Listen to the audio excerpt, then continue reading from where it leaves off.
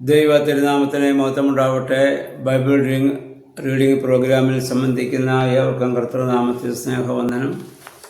ആവർത്തന പുസ്തകം 32-ാം അധ്യായം നമ്മൾ ഇന്ന് വായിക്കുകയാണ്. 32-ാം അധ്യായം മോശയുടെ കീർത്തനമാണ്. യഹോവയായ ദൈവം മോശയ്ക്ക് പറഞ്ഞു കൊടുത്തത് കീർത്തനമായിട്ട് അതെഴുതി ഇസ്രായേൽ ജനത്തെ മുഴുവൻ വിളിച്ചുകൂട്ടി മോശയും യോശുവയും കൂടി അവരെ പാടി കേൾപ്പിക്കുകയും അത് സൂക്ഷിച്ചു വെക്കുവാൻ അവരോട് ആവശ്യപ്പെടുകയും ചെയ്യുകയാണ്. ഇതുവരെ ദൈവം അവരെ വഴി നടത്തിയ കാര്യങ്ങളും അവർ ചെയ്ത കാര്യങ്ങളും ഒരു ഗാനമായി ഇസ്രായേൽ ജനം പാടി പഠിക്കുവാനും അത് പാടുന്ന സമയത്തൊക്കെ അതിനെപ്പറ്റി ചിന്തിക്കുവാനുമുള്ള ഒരു ക്രമീകരണമാണ് ഇവിടെ ചെയ്തു കൊടുക്കുന്നത്. അത് ആദ്യം പറയുന്നത് യഹോവ കർത്താവ് പാറയാകുന്നു, അവിടുത്തെ പ്രവൃത്തി പരിപൂർണവും വഴികൾ നന്മ നീതിയുള്ളതുമാണ്. ദൈവത്തിൻ്റെ പ്രവൃത്തികളൊക്കെ പൂർണ്ണമാണ്, അത് നീതിയുള്ളതാണ്. അവനാണ് യഥാർത്ഥ പാറ. ആ പാറയാകുന്ന ക്രിസ്തുവിൽ നിങ്ങൾ ആശ്രയിക്കണമെന്നുള്ളതാണ്. അവിടുന്ന് നീതിമാനും സത്യസന്ധനുമാണ്. എന്നാൽ നിങ്ങളുടെ തലമുറ ആ ദൈവത്തോട് അവിശ്വസ്തത കാണിച്ചു. അവരെന്താ ചെയ്തെന്നുള്ളത് നിങ്ങൾ നിങ്ങളുടെ പിതാക്കന്മാരോട്, നിങ്ങളുടെ പൂർവ്വപിതാക്കന്മാരോട്, പൂർവിക തലമുറകളോട് ചോദിച്ച് നിങ്ങൾ മനസ്സിലാക്കണം. എന്തിന് നിങ്ങളിനി അങ്ങനെ ചെയ്യാതിരിക്കാൻ വേണ്ടിയിട്ട്. എന്നിട്ട് 9-ാം വാക്യത്തിൽ പറയുന്നു, കർത്താവ് അവിടുത്തെ ഓഹരിയും യാക്കോബ് അവൻ്റെ അവകാശവുമാണ്. ഇസ്രായേൽ ജനത്തിൻ്റെ ഓഹരിയാണ് കർത്താവ്. യാക്കോബ് അവൻ്റെ അവകാശമാണ്. അവർ കൊടുത്ത വാഗ്ദത്തം മുഴുവൻ ദൈവം ഒരിക്കലും അത് മറക്കുകയില്ല. അത്രമാത്രം ദൈവം സ്നേഹിച്ചതാണ് ഇസ്രായേലിനെ. എന്നാൽ നിങ്ങളുടെ പിതാക്കന്മാർ എങ്ങനെയാണ് പിന്നെ എന്നോട് പെരുമാറിയത്? ഇവിടെ പറയുന്ന പക്ഷി തൻ്റെ കുഞ്ഞുങ്ങളെ തൻ്റെ ചിറകടിയിൽ സംരക്ഷിക്കുന്നത് പോലെ നിങ്ങളുടെ പിതാക്കന്മാരെ മരുഭൂമിയിലൂടെ യഹോവയായ ദൈവം സംരക്ഷിച്ച് വഴി നടത്തി. എന്നാൽ ഇപ്പോൾ നിങ്ങൾ ആരാധിക്കുന്ന അന്യദേവന്മാരൊന്നും അന്ന് നിങ്ങൾക്കില്ലായിരുന്നു. നിങ്ങൾക്ക് രൂപവും സാദൃശ്യവും നൽകി എന്നെ മറന്നിട്ട് മറ്റു രൂപങ്ങളെ നിങ്ങൾ ആശ്രയിക്കുവാനും ആ രൂപങ്ങളെ നിങ്ങൾ മനുഷ്യനിർമ്മിതമായ രൂപങ്ങളെ നിങ്ങൾ ആരാധിക്കുവാനും നിങ്ങളുടെ പിതാക്കന്മാർ തുടങ്ങി.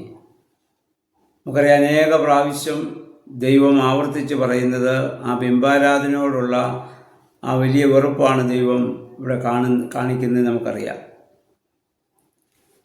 എന്നിട്ട് നിങ്ങളുടെ ആടുമാടുകൾ, കൃഷി, സംരക്ഷണം, സ്നേഹമെല്ലാം നിങ്ങൾക്ക് നൽകി നിങ്ങളുടെ പിതാക്കന്മാരെ ദൈവം അത് പരിപാലിച്ചു.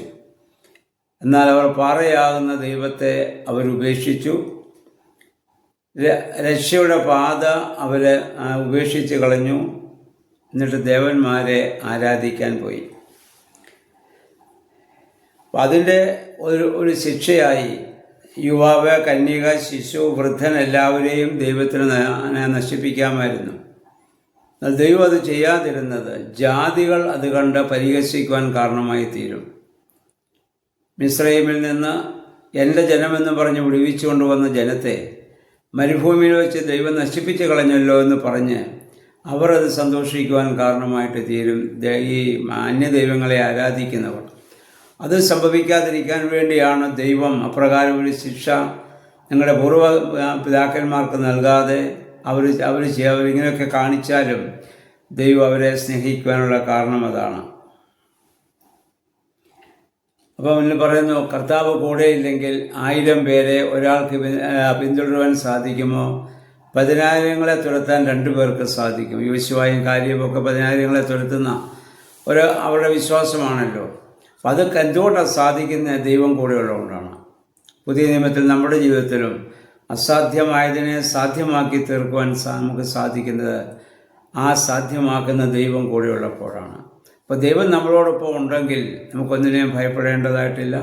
ഏതൊരു ജീവിത പ്രതിസന്ധികളെയും നമുക്ക് തരണം ചെയ്യുവാൻ സാധിക്കുമെന്നുള്ള ഒരു വലിയ മുന്നറിയിപ്പ് ഈ ഗാനങ്ങളിൽ നമുക്ക് കാണുവാൻ സാധിക്കുന്നുണ്ട്. എന്നിട്ട് ഇപ്പം ചോദിക്കുന്നു, ഇസ്രായേൽ ആശ്രയം വെച്ച ദേവന്മാരാകുന്ന പാറ ഇപ്പോൾ ഇവിടെ, അവർ ബലിയർപ്പിച്ച ദേവന്മാരിപ്പോൾ എവിടെ? പറയുന്നു, പാറ ഞാൻ മാത്രമാകുന്നു. ഇതൊക്കെയാണ് ഈ പാട്ടിൻ്റെ ഉള്ളടക്കം. അതാണ് അവരുടെ പിതാക്കന്മാർ കാട്ടിയ ദൈവത്തോട് കാണിച്ച അവിശ്വസ്തത.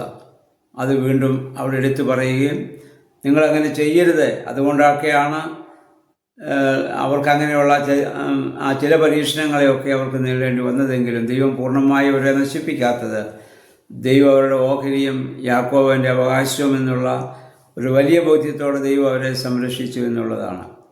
പ്രിയമുള്ളവരെ, പുതിയ നിയമസഭയായ നമ്മളെയും ക്രിസ്തുവിൻ്റെ മണവാട്ടിയായി കർത്താവ് നമ്മെ സ്നേഹിക്കുന്നു.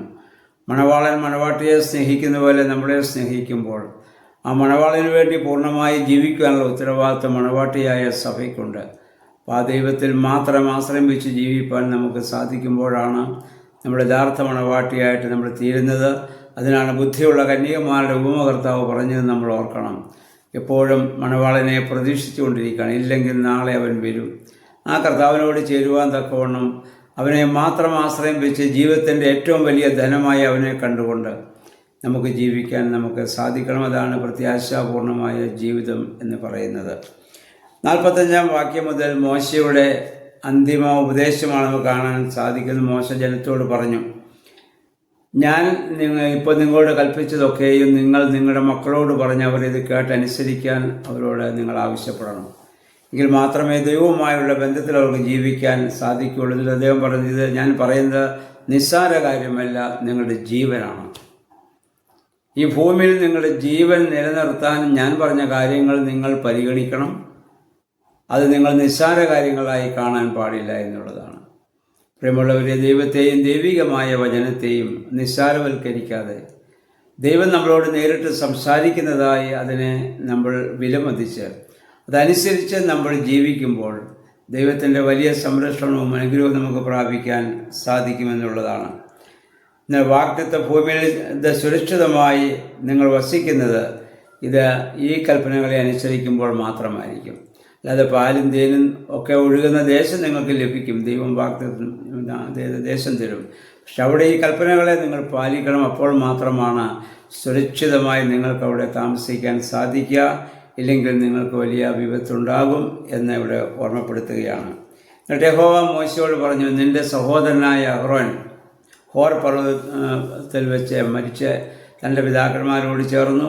ആയതുപോലെ നീയും വാഗ്ദത്ത ദേശം നീ നെബോ പർവ്വതത്തിൽ കയറി നീ ഇപ്പോൾ കണ്ടുകൊള്ളുക. നിനക്കവിടെ പോകാനാവില്ല. കാരണം സീൻ മരുഭൂമിയിൽ കാദേശിൽ വെച്ച് ആ മെരീബ വെള്ളത്തിന് അടുത്ത് വെച്ച് നീ എൻ്റെ കൽപ്പനകളെ നീ ലംഘിച്ചിട്ട് നീ അവിടെ വെച്ച് ഇസ്രായേൽ ജനത്തിൻ്റെ മുന്നിൽ വെച്ച് എന്നോട് നീ അവിശ്വസ്തമായിട്ട് നീ പെരുമാറി. ഇവിടെ നേരത്തെ കണ്ടതാണല്ലോ, ഞാൻ നിങ്ങൾക്ക് വെള്ളം തരുന്നു എന്ന് പറഞ്ഞ് പാറയടിച്ചു. യഹോവ പറയുന്നതിന് മുൻപ് ആ പ്രവൃത്തി ചെയ്തുകൊണ്ടാണ് മോശയ്ക്ക് വാഗ്ദത്ത നാട്ടിൽ പ്രവേശിക്കാൻ സാധിക്കാതെ പോകുന്നത്. അപ്പം അത് ദൈവത്തിൻ്റെ നീതിയാണ്. തെറ്റ് ചെയ്യുന്നവന് ശിക്ഷ അനുഭവിക്കുക എന്നുള്ളത് അത് മോശ അനുഭവിച്ചേ സാധിക്കുള്ളൂ. എന്നാൽ മോശ ദൈവപുരുഷനായതുകൊണ്ട് പിന്നീട് നമ്മൾ ഈ മോശയെ നമുക്കറിയാം, താബോർ മലയിൽ കർത്താവിനോട് ചേർന്ന് പിന്നീട് നമ്മൾ കാണുന്നുണ്ടല്ലോ യേശു ക്രിസ്തുവിൻ്റെ കാലത്ത്. അപ്പം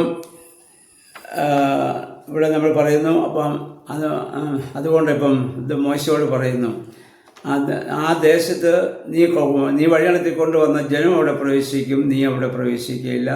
നിനക്കിത് കാണാൻ സാധിക്കും. നമ്മളും ദൈവികമായ ശുശ്രൂഷകളെ ഏറ്റെടുക്കുന്നവരോ അല്ലെങ്കിൽ നമ്മൾ ദൈവത്തെ പ്രതീക്ഷിച്ചുകൊണ്ട് ജീവിക്കുന്നവരോ ഒക്കെ ആയിരിക്കാം. എന്നാൽ ദൈവികമായ കൽപ്പനകളെ നമ്മൾ ലംഘിക്കുമ്പോൾ മോശയോട് ദൈവം ഇപ്രകാരം ചെയ്തുവെങ്കിൽ ദൈവം സ്നേഹമായതുകൊണ്ടാണ് നമുക്കൊക്കെ ഭൂമിയിൽ ഇപ്പോഴും ഇങ്ങനെ തെറ്റുകളൊക്കെ ആവർത്തിച്ചിട്ടും അത് നിലനിന്ന് പോകുവാൻ സാധിക്കുന്നത് നമ്മൾ ഓർത്തുകൊള്ളുക. എന്നാൽ ആ സ്നേഹത്തെ കൂടുതൽ നമ്മൾ പരീക്ഷിക്കാതെ ദൈവികമായ സ്നേഹത്തിന് പൂർണ്ണമായി നമ്മൾ സമർപ്പിക്കുക. അപ്പോൾ ദൈവം നമ്മോട് കൂടെ ഉണ്ടെങ്കിൽ ആർക്കും നമ്മളെ ഇല്ലാതാക്കാൻ സാധിക്കുകയില്ല. അതുകൊണ്ട് ആ ദൈവകരങ്ങൾ നമ്മെ തന്നെ പൂർണ്ണമായി സമർപ്പിക്കുവാനും അങ്ങനെ സമർപ്പിതമായൊരു ജീവിതം നയിക്കുവാനും ഈ വേദഭാഗങ്ങളൊക്കെ നമ്മെ സഹായിക്കണം. ഓരോ വേദഭാഗവും വായിക്കുമ്പോൾ നമ്മുടെ ജീവിതവുമായി അതിനെ താരതമ്യം ചെയ്തുകൊണ്ട് അപ്രകാരമുള്ളൊരു വലിയ സമർപ്പണം ദൈവസന്നിധിയിൽ നടത്തുവാൻ ദൈവമേ, പരിശുദ്ധാത്മാവെ ശക്തീകരിക്കണമെന്ന് നമുക്ക് പ്രാർത്ഥിക്കാം. ദൈവം അതിന് നമ്മെ സഹായിക്കുമാറാകട്ടെ.